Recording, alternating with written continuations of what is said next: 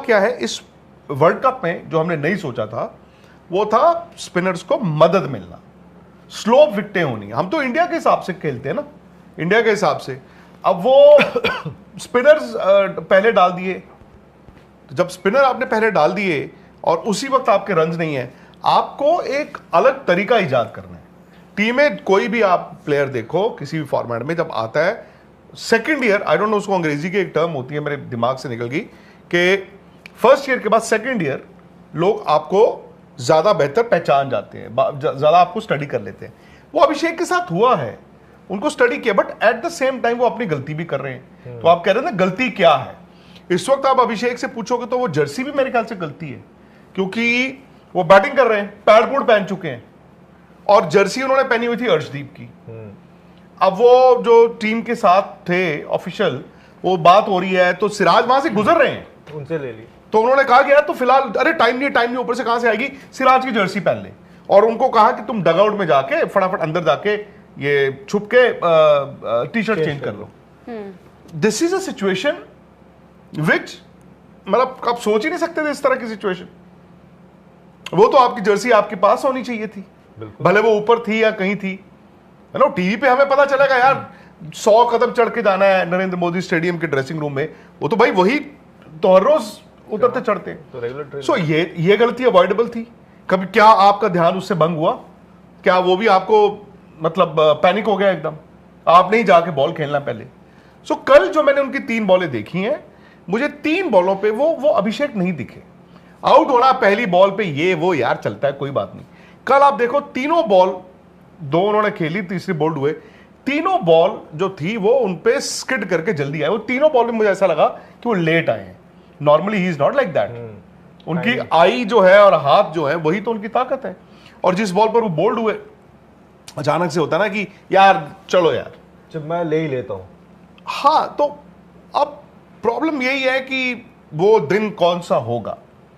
पारी एक ही चाहिए, बॉलें 25 ही चाहिए। अगर वो 22 तारीख को 25 बॉलें खेल गए तो हो गया ना, फिर काम उनका भी हो गया, इंडिया का भी हो गया।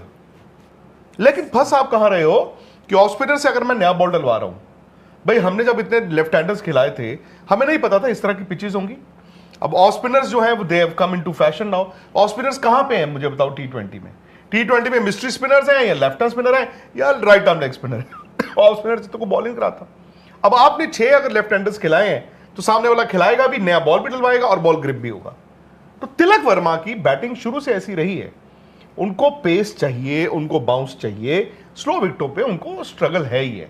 अब जो आपने बात की डेंजरस चीज कि सूर्य पे भी अब वो रिफ्लेक्ट हो रहा है, क्योंकि वो उस वक्त जाते हैं जहां पर उनको होता है कि इनिंग और आगे लेके जाऊं, इनिंग और आगे लेके जाऊं, इनिंग और आगे लेके जाऊं। करेक्ट। तो वो दिक्कत आ रही है। बट अगेन अभी भी उसमें आपको एडवांटेज क्या है? नीचे एक हार्दिक पांड्या है, नीचे एक शिवम दुबे है, कम से कम ये 2 जो, हाँ रिंकू तो चलो छोटा जो भी है, रिंकू इज ऑल्सो, अक्षर भी, आपको वो सिक्योरिटी है। या तो इनकी सोच ये है कि पहले 10-12 ओवर में अगर हम 8 पे भी चलें कोई बात नहीं, हम 8 पे भी चलें कोई बात नहीं, नीचे से ये 3-4 जो हैं हम 180-190 हम कंफर्टेबल महसूस करते हैं। हालांकि आप नेदरलैंड्स को तो नहीं कहोगे कि 194 ही बनाने चाहिए, नेदरलैंड्स का तो आपको ज्यादा बनाने चाहिए ना सर। पर अब तो गोइंग फॉरवर्ड जो विकेट्स की हम बात कर रहे हैं, जहां स्पिनर्स को मदद है, अब तो ये विकेट्स और मतलब यूज्ड ही हो गई हैं एक तरह से। तो गोइंग फॉरवर्ड क्या और हम देखेंगे जहां पर रन्स कम बन रहे हैं, थोड़ा सा और फर्क पड़ रहा है? कुड भी, बिल्कुल आपने बिल्कुल सही कहा। अहमदाबाद में नॉर्मली बहुत अच्छा विकेट होता है। कल वाला विकेट शुरुआत में अगर आप देखो तो जो नया बॉल तो स्किड कर रहा था, उसने आई थिंक तिलक वर्मा ने एक चौका मारा था ऑफ स्पिनर को ना, सीधा जो ऐसा लगा कि यार बिल्कुल फर्श पे खेल रहे हैं, बट बाद में बॉल ग्रिप होना भी शुरू हो गया। अब वहीं पर आपका अगला मैच भी है। अब पॉइंट इज कि जहां पे थोड़ा ट्रैक स्लो हो जाएगा, क्या इंडिया को जी। तो दोस्तों उम्मीद करता हूँ वीडियो आपने देखी होगी, वीडियो अच्छी लगी होगी।